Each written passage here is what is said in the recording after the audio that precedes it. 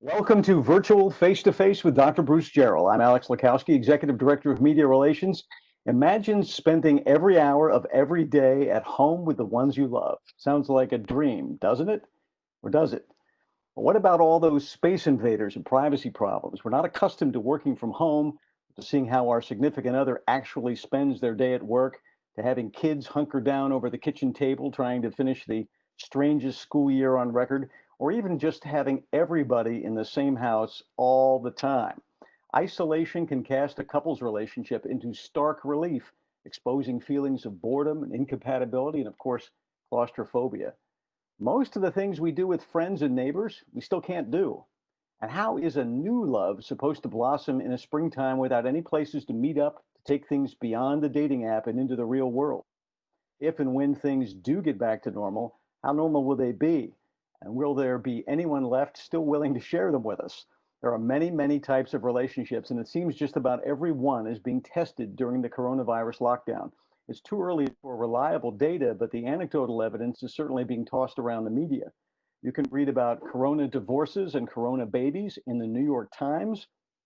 The Wall Street Journal likens what we're going through to a stress test on relationships. Even the BBC advises that it may not be practical to, quote, quarantine and chill. If you don't know what that means, go ask a young person in your house.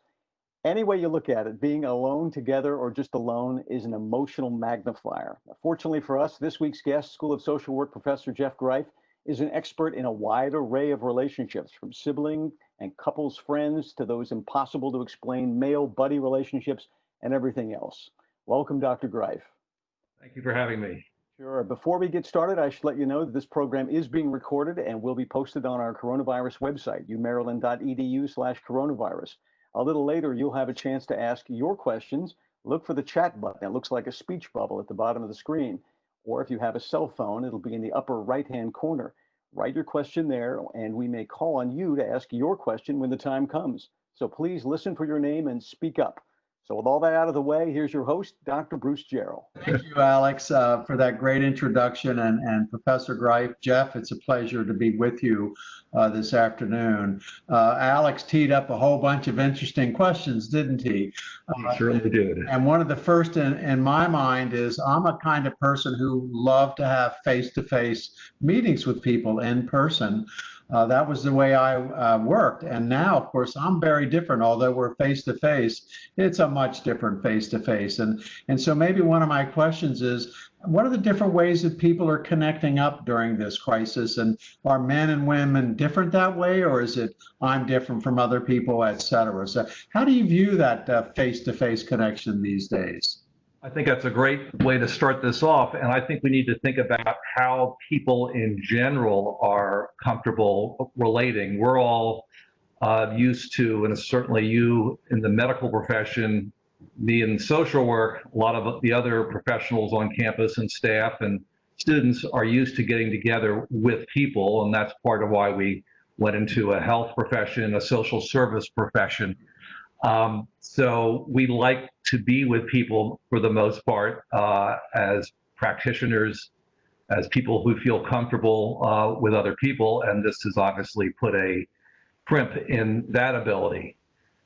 The thing to think about is that if we step back a little bit from our professional roles and think about what we know about men and women in general, men tend to like to get together with male friends, and a lot of the contact that we have outside of work is, of course, with our friends and family.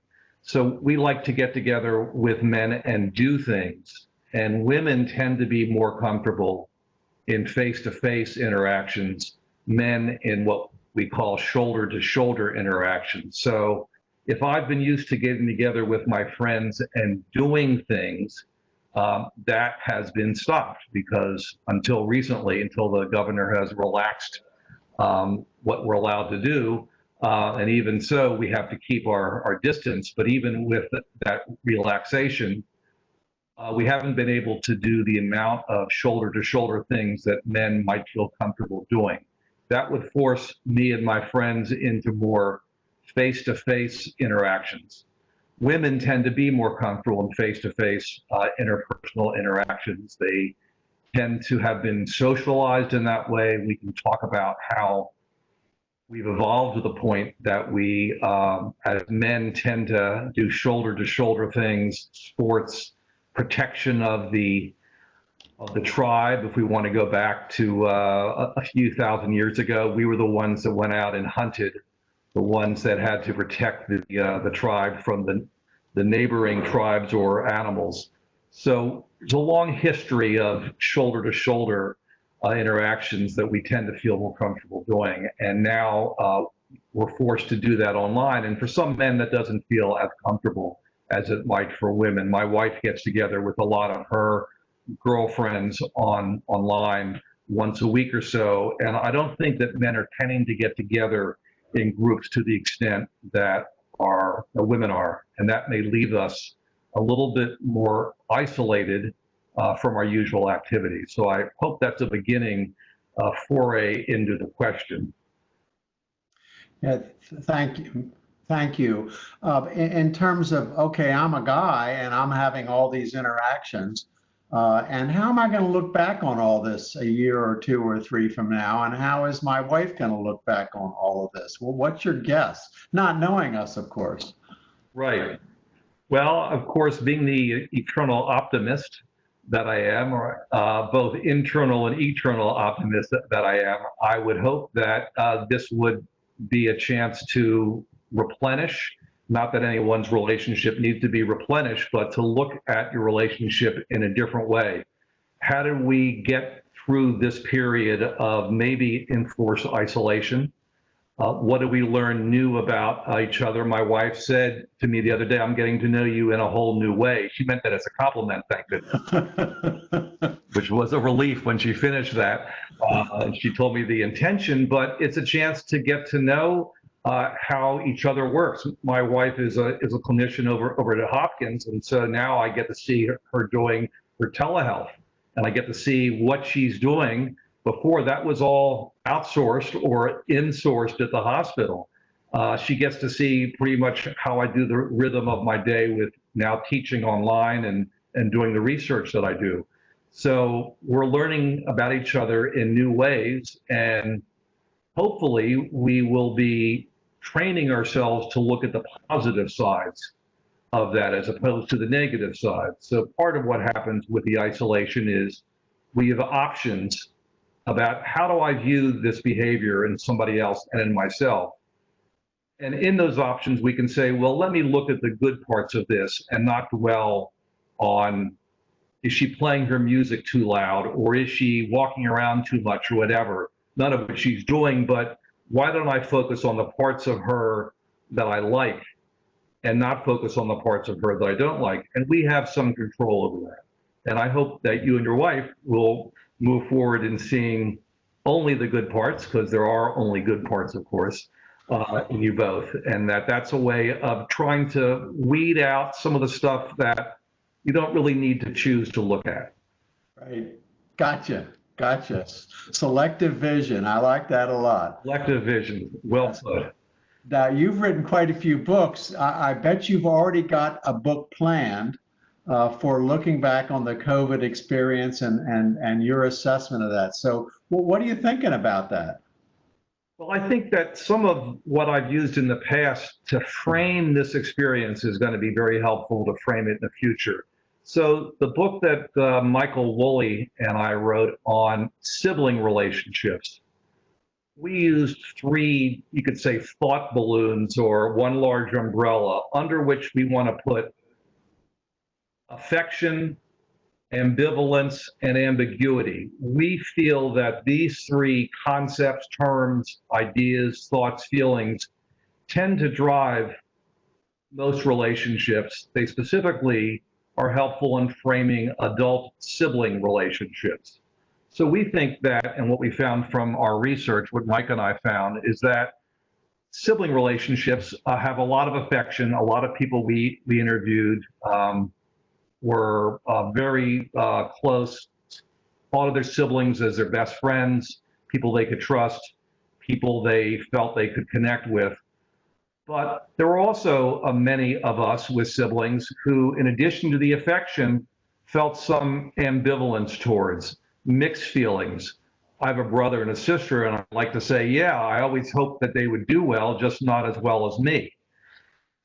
There's this mixed feeling of course, I want to outshine them, but I want them to do well. So there's these very normal ambivalent feelings. A lot of the siblings that we interviewed said, I've not always felt 100% positive about my brother or sister. We've had ups and downs. We've gotten closer, we've gotten more distant.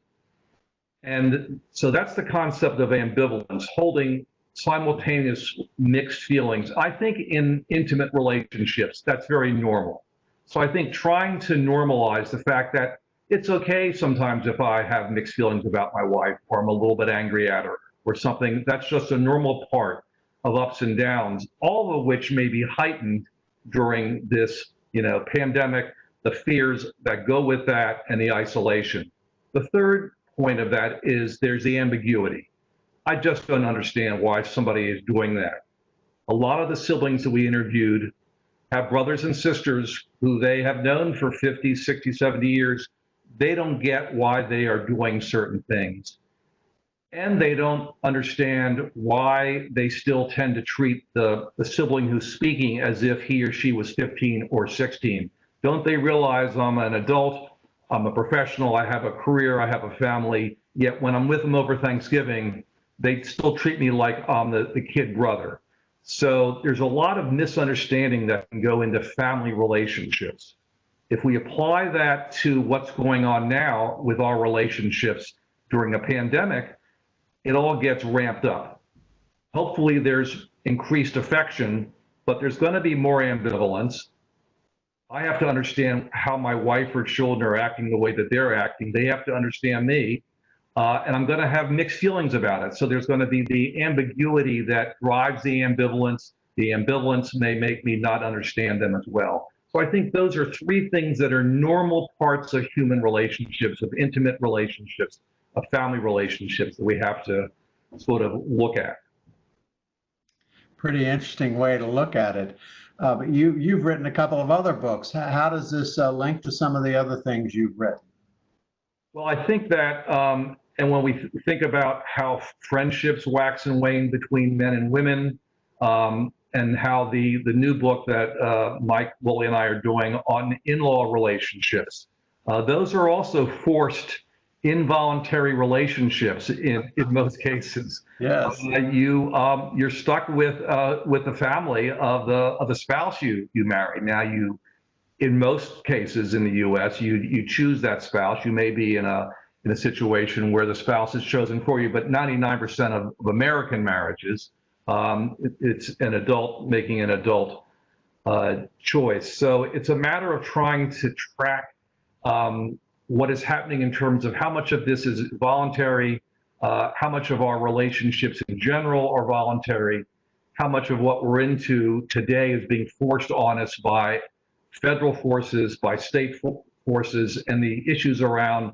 power and control that are being placed on us are metaphorically possibly being played out in a family.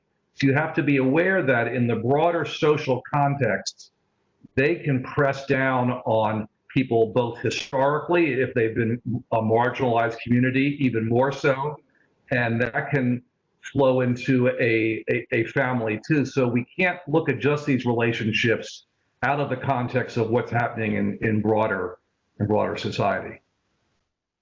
Right. So you've used some terms that I was sort of acquainted with, but not exactly, and that was horizontal relationships and vertical relationships, and the importance and the differences. Maybe you could tell us a little bit about what those are and why they're important right now. That's great. Good question. Our horizontal relationships are our siblings and our friendships. We're all on the same plane for the most part. We go this way. Vertical relationships are intergenerational relationships. And it's interesting to think about what happens when these two cross. So when you look at sibling relationships, and by the way, anybody who is stuck at home may be communicating obviously a great deal with their parents, with their children, with their siblings. And it may be a matter of how do the adult siblings get together this way work out their relationship to take care of their parents.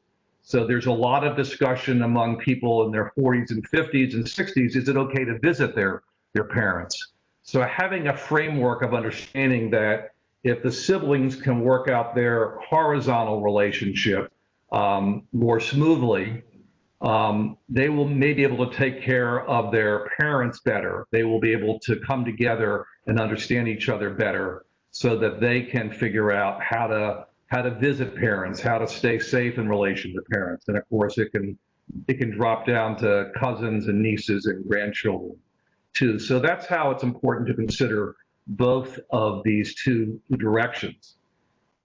What you do about that, I don't know if we're going to get into, how do people conceptualize how they approach struggles in their relationship is something we can get to, or maybe we'll get to later. It's certainly been a tough time for those who have parents who are in nursing homes or other kind of extended care.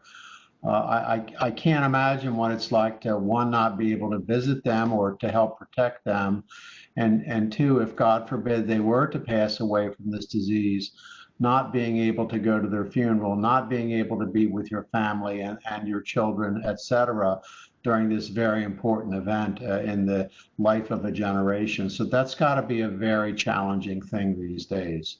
It's a challenge, especially if the siblings are not on the same page. What if my parents are not alive? If they were, what if my brother and sister said, well, I'm going to go and see them? I'm saying that's not safe to do. And we don't agree about something as basic as that. So that's where the more that siblings can figure out how to get on the same page at a time of crisis, they'll be able to support each other, even if parents are not alive, but they'll be able to support each other if they need to do caretaking of each other or also of their parents.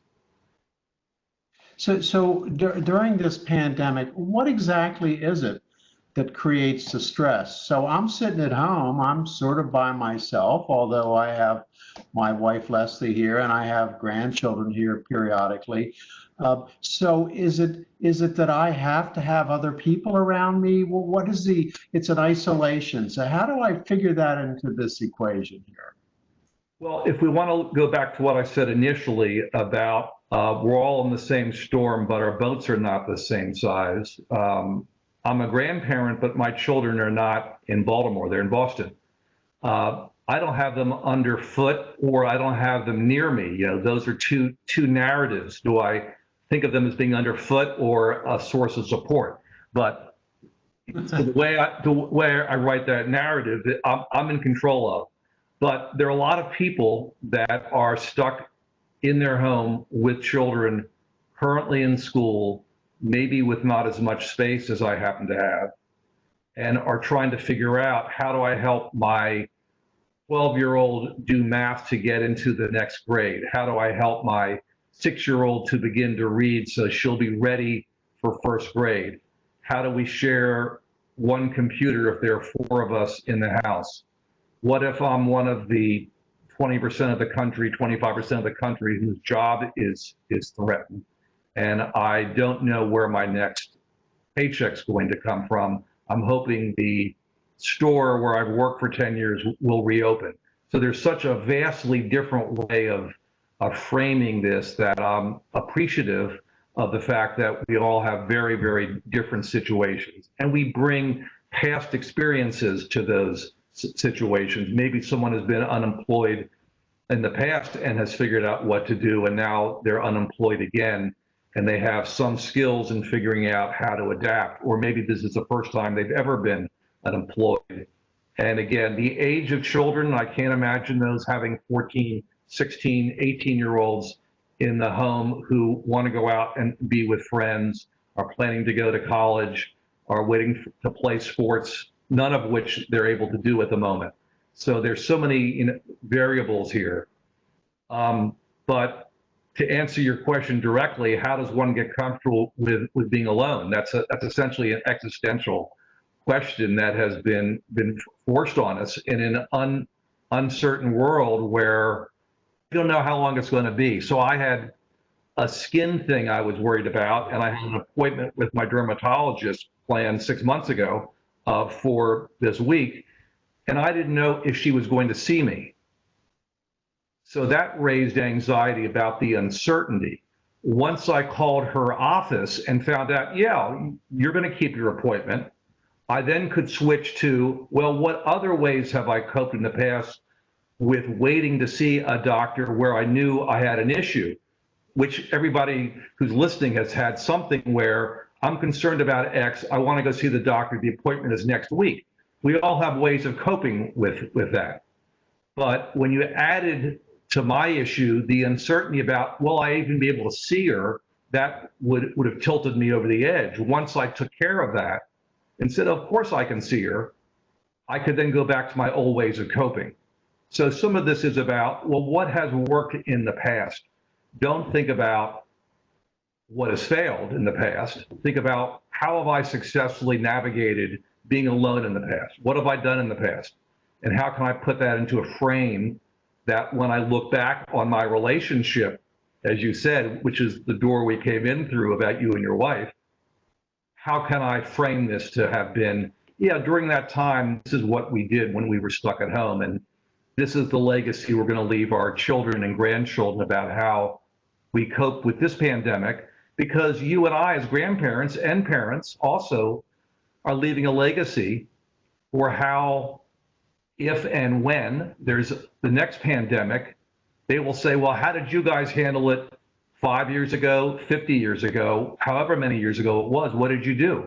So we're leaving a legacy. We're writing a narrative for for the next generations to follow us, both professionally, but also in this case, from a personal level. So you saw her in person, I take it. What I'm learning from many of my colleagues is that telehealth has really blossomed and become the way to do things. And I wonder what your relationship with your physician or other care provider is going to be if it ends up being a telehealth visit versus getting to know the person personally. Same kind of relationship that you're talking about, except sort of in a different respect. Yeah. Yeah, that's a good point. And I said, can I come back and see you in a month if this doesn't clear up? And she said, why don't you send me a photograph up? Ah, there you are. There you go. Yeah, or just go like this and, oh, there it is, you know? Exactly. I know we got some questions. I want you to just say one other expression one more time because I want to make sure everybody heard it. You talked about we're all in the same storm, but things are a little different. Just tell people just one more that saying that you have. So this is a saying from the British writer Damien Barr, with whom I'm not familiar until I heard this and somebody else cited it. And he said essentially, and I'm going to paraphrase, we're all in the same storm, but we're not in the same boat. And that different people are going to deal with this in different ways. Different people have different resources to deal with this.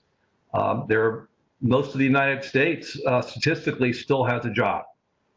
So that puts that whole majority into a different boat than it does the minority of the country that does not have a job or is worried about where their next paycheck's going to come from. Right, gotcha. So Alex, you've got a few questions for Jeff. Why don't you fire away? Well, okay, well, I'll try. So Trish O'Neill has a multi-part question. I'm going to try to see if I can cover some of what she's asked. The first thing she asked is, have you studied differences in same-sex couples as opposed to heteronormative couples? And also, don't you think we're going to be changed for the better by this? Or how do you think we'll be changed? Will it be for the better? The first part of the question, I have a number of things I've written about same-sex couples. There was an article that came out within the last year about in-law relationships and same-sex couples. So I could give you the highlight. The abstract of that is that when gay and lesbian marriages are accepted by the mother-in-law, father-in-law, parents of both people, that obviously goes a long way towards helping the couple But the challenge is that in family systems, there's often somebody else in the family, maybe a grandparent, aunt, uncle, sibling, who is not as accepting. And so when you compare the relationships that gays and lesbians have with their in-laws, they tend to be a little more fraught than those of heteronormative couples, because as we know, we still live in a homophobic society. That's a question that's dear to my heart, as I chaired Governor Glenn Denning's Commission on Sexual Orientation Discrimination in the year 2000, which led to the passage in Maryland of, I think it's Statute 49B, of where there's protection for people based on not only age, race, and gender, but also sexual orientation. The other part of the question is there hope? There's always hope. We have to think about hope. We have to find hope in everything, but that's more a philosophy of life than anything we can talk about. But there is research that shows people who can focus on hope can do better and can look to the future. I think we have to be thinking about 2 years from now, hopefully there'll be a vaccine, hopefully sooner. I'm using the word hope there, and that we will have learned something from this about ourselves and about those with whom we work, but those to whom we're close. And I appreciate that lovely question. Alex, did we get all parts of it? Well, I think she has a couple more parts, but we have a lot of questions stacking up, so we're going to get back to the rest of Trish's questions. All right. Here's Aisha Mutani, who wants to know about working couples. Aisha, are you there?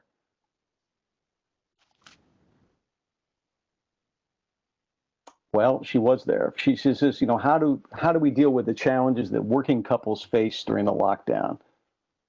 Have you heard anything about that? Yeah, so that's where we sort of come into there. Essentially, are 4 common family therapy approaches, couples therapy approaches to these issues. And I'll spend a sentence or 2 on each one. First one is, what's the history of the couple? What have they dealt with in the past? We can't ignore the past. We're driven in part by the past. We're not a slave to the past. We're not tied to the past. We're not linked to the past always, but it does drive some of our behavior. It's important to be thinking about that. So we have to look at how have we coped with these issues in the past, and what has the family done to cope with these issues in the past? How have other members of the family coped with issues around work? What have we learned about the role of work and the role of men and women, and the role of how gender affects work, and to what extent is gender driving certain expectations about how we work? So think about history. Think about communication is another way of doing it. How open is the couple to communicating with each other about their feelings? How accepting are they? That's working in the present. Another thing to do with working in the present is to think about, what are the boundaries? Am I pulling in a third person or a thing to help deal with the conflict that we have? And how can we make this just a discussion between the dyad and not bring in other people? And the fourth thing to think about is, what's the narrative I want to write for us going forward? How do we want to look back on this time and think about what to do? So that would be the 4 things I would be thinking about in terms of whichever one appeals most to whoever I'm speaking to. Okay, Alex? Okay, one of your colleagues, Christine Callahan, is on the line. Christine, do you want to ask your question? Hey, Chris. Hearing about and trying to learn more about relationships that are abusive or even violent, such as in intimate partner violence, and how COVID-19 is making them worse because we're under lockdown and quarantine. Can you comment and share your perspective?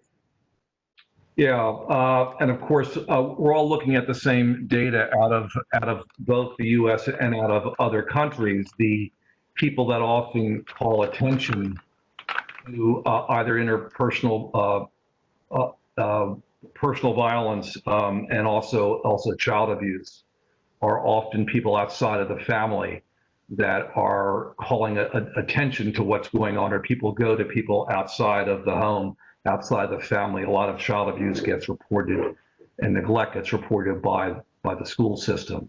And here we have a situation where people are not getting the outside intervention that they may have gotten in the past, number one. And number two, there is obviously a greater likelihood of all sorts of violence when it is a person who is stuck in their home with somebody else and they're under a great deal of stress. Maybe their work is threatened, maybe they've lost their job. So the stresses just mount up, and that's just one of the very sad byproducts of what is happening currently, that we're seeing we're reading about many more reports of this, and people suspect, the experts, of which I am not one, report there are many more instances of violence that are going underreported between partners, spouses, and also children, and also towards the elderly too. So this is a great concern. I'm hoping now that things have been relaxed across the country, that people will be able to get out more, though obviously not to the schools, but at least get out more and be around other people, which will hopefully help to reduce some of this and also call attention to it. Big concern during the crisis, and thanks for bringing out that point. Alex? Well, we have someone who wants to remain anonymous. She asks, how does one gently navigate adult, child, and parent dynamics when one parent is living in an adult child's home that's not perceived as disrespectful toward the parent? I think if we go back to those 4 ways of thinking about how families can change, number one, thinking about what's the history of that relationship, what are the soft points, what are the nerve endings of that maybe should be purposely avoided, what are ways that in the past there's been a positive connection in those sorts of cases. That would be one way of thinking about the family history. Secondly, trying to keep things in a boundaried relationship, trying to have people understand that there's certain things to talk about with each other and certain things to not talk about with each other. That's putting a boundary on it. That may be more simpatico with the way the family works, with the family can operate. The reverse of that is, or connected to that, if you think about it that way, is open communication. There's a lot of work about families that can openly communicate. I'll accept what you're hearing. I won't be defensive about it. We need to put this out and work on it. That works for some families. There may be a family culture or style that does not fit a more open style of communication, and a more private style of communication is what is used. And the other way, the fourth way, is to think about, again, the narrative, looking forward. What can we do to think about how we want this to go, where we want this relationship to be in the future? And a piece of that narrative relationship is also saying, let's not let negative thoughts come into the relationship. Let's try and exclude those and stay only with the positive side of the relationship. Those would be 4 different ways I would approach that question, based on what the couple wants, what the family wants, their style, and what works for them. Thank you. Alex? All right, Karen Morell writes, my significant other and I just moved in together. That's great. This is a big transition, even without a pandemic. What strategies would you suggest we adjust to this new living situation, and specifically for finding some personal time, and we're basically confined together in our home? So it's a very great question. And I think about some of the work I did with couples and how couples get along, and about how couples maintain relationships. So usually what happens when couples form is they have a bunch of other friends connected to them. And one of the greatest struggles for couples is to figure out time. How do I have time for my new partner? Or my old partner? How do I have time for my work? How do I have time to be with my friends aside from my partner? How do my partner and I have time to be together with other people? And how do I find time to be by myself?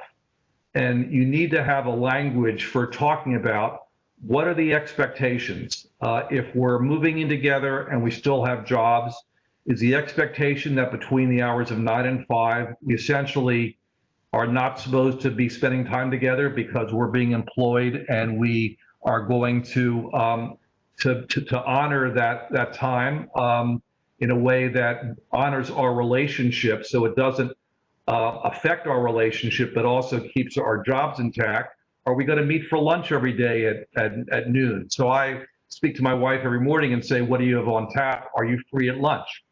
And otherwise, essentially, I'm not going to be intruding upon her life, and she will not be intruding upon mine. That's in relation to the workday. But how couples work out their time is very important. If I say to my wife on Monday, let's get together with Bruce and his wife on Friday, she may say, you know, we haven't had much time together alone. Why don't we just spend time together, just the two of us?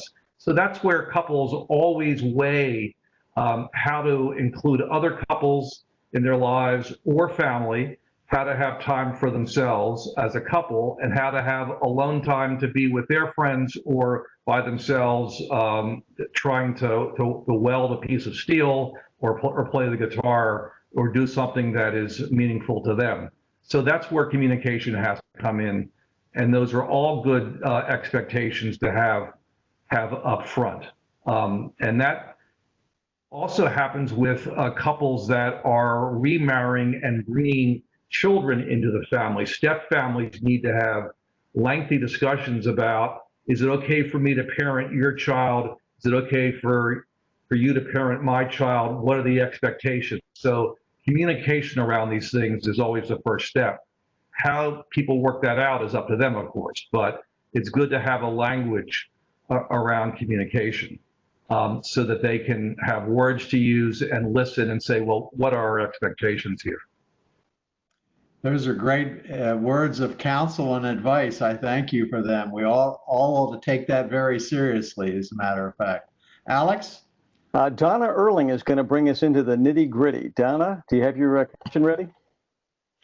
Yes, I do, Alex. Hi, Dr. Greif and Dr. Jarrell. You know, when I'm at home working, I don't really feel like stopping and fixing lunch for my husband, who's also at home. And then he goes off and does what he's doing, and I'm stuck with cleaning up the mess too.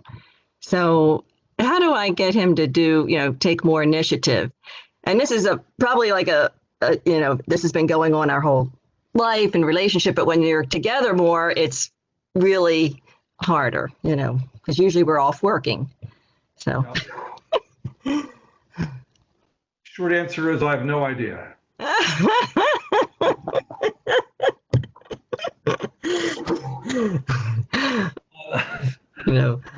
That being said, I mean, we can start to say, well, what happens if you say, I'm going to make your lunch, and the expectation for doing that is I expect you to clean up the dishes. I mean, I assume, Donna, you've said all those. Yeah. I have. Okay. I have. Okay. The next thing to do, I mean, I don't know, you well enough to say, why don't you serve him dinner on his lunch dishes? Yeah, okay. Yeah. That kind of thing. It's about the fact that there's obviously everybody's feeling pressed, and everybody's feeling various levels of stress, of being unclear what the new rules are going to be. Are we going to change our roles? Are we going to continue in the roles we've been. So having a discussion with him about that, which you obviously have done because you're a very out front person, and that has not worked. Yeah. Yeah. There's always trying the reverse. The reverse psychology is if he's not doing his dishes, is to serve him his next meal on those dishes. And say, this is your dish for the week. We need to save the dishwasher. All the time. Here's your plate, and I'm happy to make you lunch and dinner, and that's your plate. Mm-hmm. And I have my plate, you have your plate. This is my glass. This is the mug I've been using for the whole day. Because why change mugs? Mm-hmm. And say that's your plate, and here's your fork, and here's your knife, and I'm happy to make you lunch and dinner and breakfast, and I'll serve it on those. I mean, I don't know. Yeah. Okay. Yeah. Go ahead. I'm glad Jeff is here to answer this one. I know I would get in deep trouble trying to answer this one. So thank you for those comments. I'll look for my month-old mug. Wow. Alex? Guerrilla tactics there, Jeff. So we have this question from Ashley Vallis, who's watching on the Facebook Live app. She writes, how would you recommend getting on the same page with your siblings or spouse about how to approach the COVID situation? Some people think the entire virus is a hoax. On the other extreme, there are people who are afraid to leave the house at all. But yet you may be in the same family. You need to come to some agreement. What do you do? How do you visit a loved one, for example? Yeah, that's a good point. And that goes back to what we were saying before about what happens when siblings are not on the same page. I want to come back to those same 4 ideas. Are you from a family, Ashley, where you can have open communication and say, we're not going to be on the same page here? That would be open communication, but let's try and talk about this and see how we can at least get in the same book. So let's try and understand where this is going and have some communication about it. The context of sibling relationships goes back decades for all of us who are adults. And there are tens of millions of interactions that we have with our siblings. And hopefully we are going to have only good interactions with them, but the odds of that happening are very slim. So it's a matter of focusing on the relationship moments that have worked and not the ones that have not worked. So that's a way of thinking about what has happened in the past, how much of this stuff is, there goes my sister or brother again and asking me to do something I don't want to do, and trying to get insight into myself and how I'm reacting. So I would want to know, where is my reaction coming from, and how can I best deal with my own internal stuff? Is that tied to stuff in the past that I need to let go?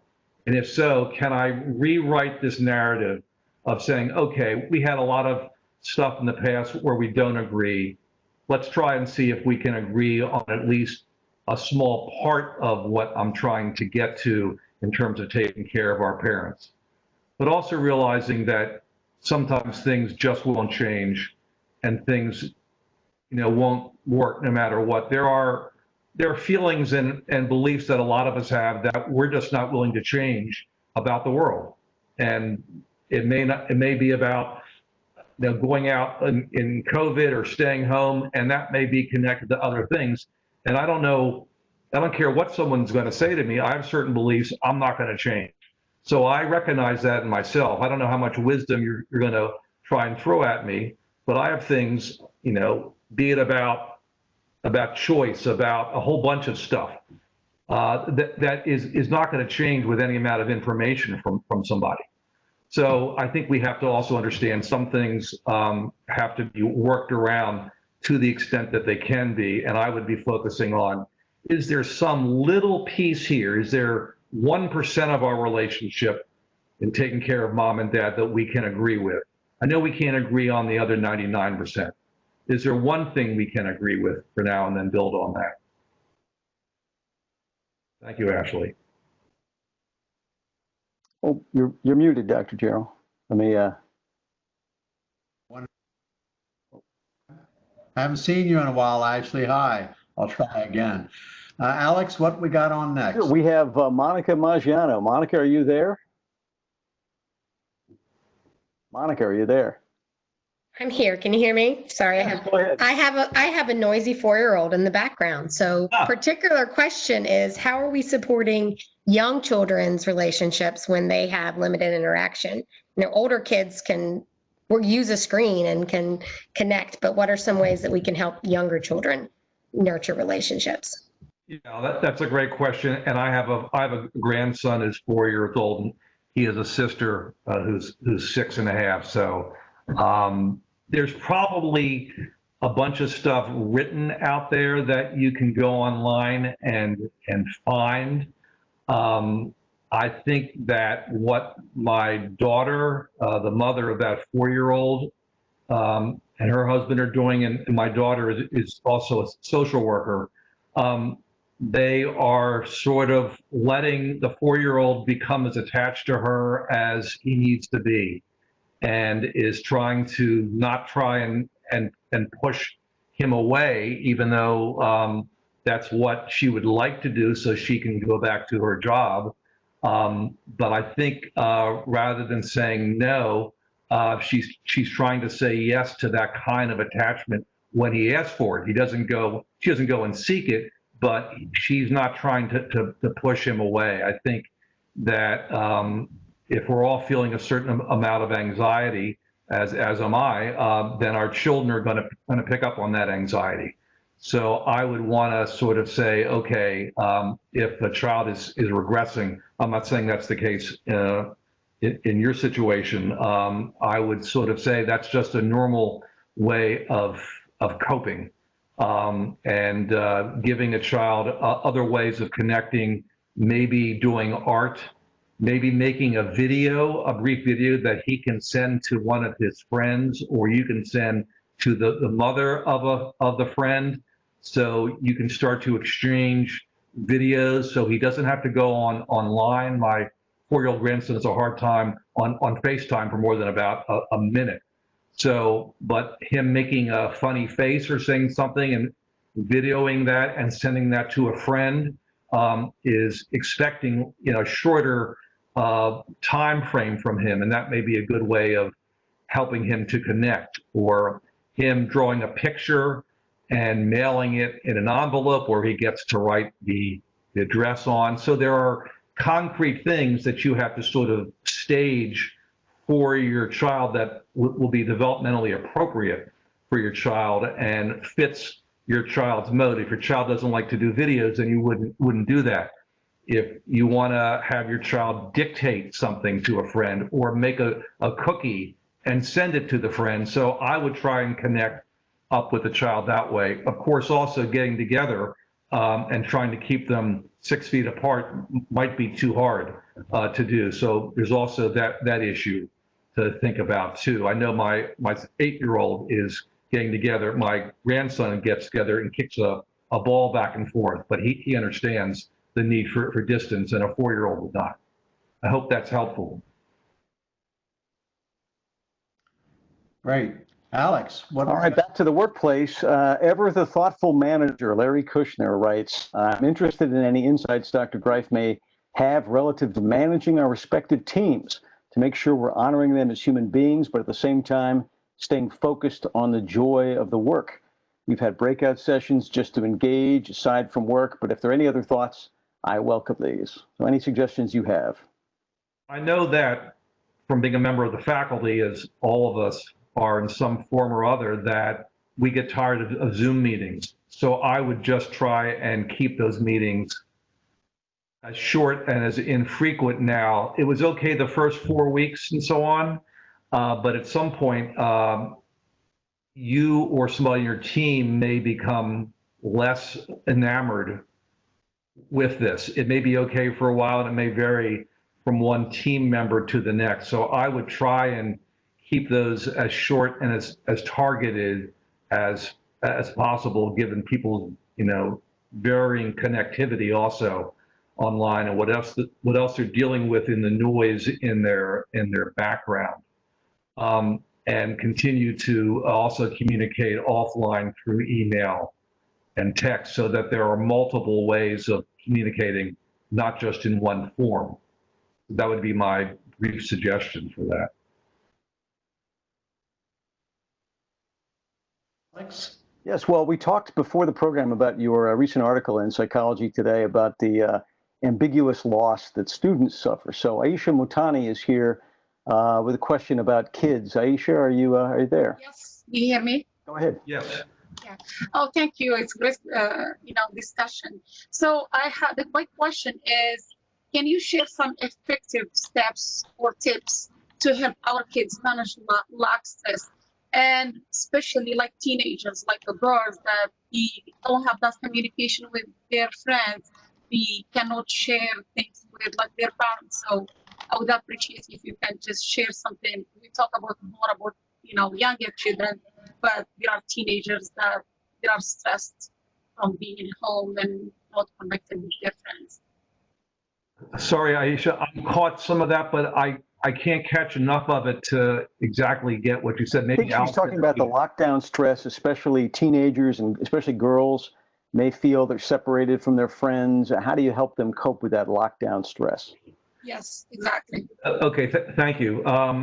What I've seen in my travels around my community is I see girls who are getting together six and 10 feet apart. I don't know how old the girls are, but they seem to have driven there in cars, and I don't know if it's a matter of I assume they're old enough to drive their own cars. So they're sitting on their cars, which they park 8 feet apart or 10 feet apart, and they're hanging out, they're eating together, they're talking together. One of my friends has a 17-year-old, and he was talking about, is it okay to have her drive in a car with a friend? And of course, in theory, I mean, I'm not a medical doctor, but keeping open windows and sitting in the back seat, if it's just two of you and wearing masks, but I don't want to make a comment about that because it's not my area. But I think it's possible now to get together outdoors and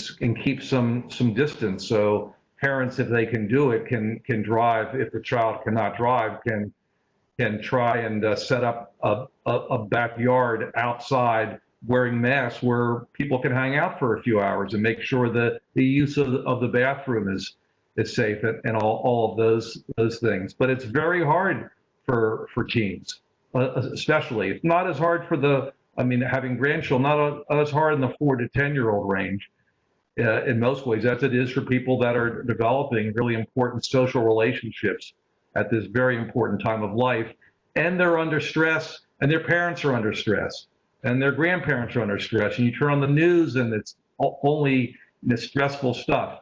So it's also giving oneself and one's child a great deal of space to be a little different and to not always be, I don't always have to be my usual sweet self, and my children don't have to be their usual sweet selves either, I think, and that may help. But I think people can now start to connect at some distance that we were unsure of a few weeks ago. Aisha, I don't know if I answered the question, but I hope that helps a little bit. I think you did. She's off the line now. On a similar note, while you're talking, someone wrote in, they're watching this on Facebook also anonymously, and said, it's the same thing with the younger kids. Many of them are anxious to go back outside to play with their friends or just to go to the park. And so it's a real issue. And this caller writes, how do you think society will recover? Right now, we have to treat each other as a threat. In my trips to the store, people are less courteous to one another as a result. Are we going to recover? Will we ever go back to sort of being friendly and smiling and that kind of thing? Yeah, I'm a great believer in the resilience of the human spirit. I think we've coped as a country, as a world with world wars and other terrible events, other pandemics. But that's again more. I'm giving you a personal and existential kind of response to these questions. That we've weathered storms before, and this is a storm we will weather. And we weathered, I mean, we can all name horrible storms that we've been into through as a nation in our history. And I'm an optimist, and I think we need to figure out what can we wring from this with a W, RING, to our benefit, as hard as it is now, with so many people dying, with so many people unemployed and worried about their next paycheck. I think that we came out of the Depression in the 30s, and we came out of a world war. We came out of the Vietnam era, and we've come out of the civil rights era, though we're still in a lot of the horrible things that are concomitant with racism and diversity issues, which are still here. And I'm optimistic that we will come through this, hopefully in a better place. Yeah, there's a lot of pent-up social energy, I am sure, and we're going to see that unleash itself, I hope, in a positive way as things scale down. I think one of the hard parts I've had is that you don't see people sick or dying. They simply go away, they disappear, and you don't exactly even get to go to their funeral or that kind of thing. So it's a very bothersome way to think about things. Alex, I think we have time for one more question. So, well, that's convenient because we have one more question. It's from Elaine Leonard Popa, who asks, many staff members who are not faculty are working from home totally isolated. How do you recommend we reestablish these connections as some people are heading back to work and others remain isolated at home? Again, great questions that people are asking. I think it's going to be one day at a time. I don't think we know enough. I certainly don't know enough. People will start to come back to work at different stages, half-time, different hours. And I think it's going to be a slow reentry point until we get a vaccine and we feel safe. I think that's going to be a metaphor for how safe we feel opening ourselves up emotionally to ties that maybe we've had to struggle to keep open. And I think that's probably where it's going to be, that we're going to have a dual process here of feeling safe emotionally and feeling safe from a physical point of view. well, we'll end on that point. Professor Greif, I really want to thank you for this most interesting discussion in an area where a lot of us don't think a whole lot about it, or at least I don't think a whole lot about it. So it's great to have this brought to the fore. I think for those of you still on the line, you begin to see why UMB is such a great institution. It has 7 great schools. The School of Social Work is one, and you see the quality of the individual and Dr. and Professor Greif in terms of what we're talking about in that school. And I certainly have learned to appreciate all of the schools, and certainly including the School of Social Work. So thank you for being with us. Next week, we have another special guest, Mr. Ray Lewis, who's going to talk about emotional, physical, spiritual, financial, all kinds of different well-being and health. And I don't mind telling you that he will command the situation undoubtedly. So you're invited to come, and I look forward to seeing you again next week. So with that, adieu, and we'll see you next week. And thank you, Jeff. Thank you, Bruce. Thanks, Alex.